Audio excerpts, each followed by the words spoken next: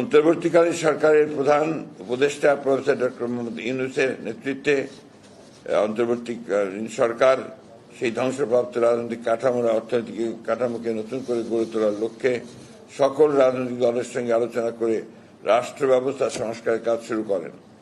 এই ধারাবাহিকতায় গতকাল প্রফেসর ইউনূস 5 আগস্ট জুলাই ঘোষণাপত্র ঘোষণা করেন।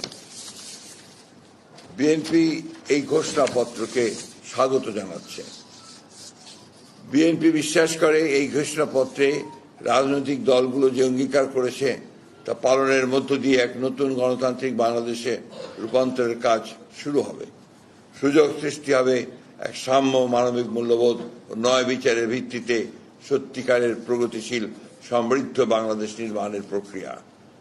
বিএনপি যে সকল রাজনৈতিক দল, ছাত্র, কৃষক, শ্রমিক সহ সকল স্তরের জনগণ এই সংগ্রামে অংশ নিয়েছেন, শহীদ হয়েছেন, আহত হয়েছেন, পঙ্গু হয়েছেন, তাদের জানাচ্ছে আন্তরিক কৃতজ্ঞতা, ধন্যবাদ এবং অভিনন্দন।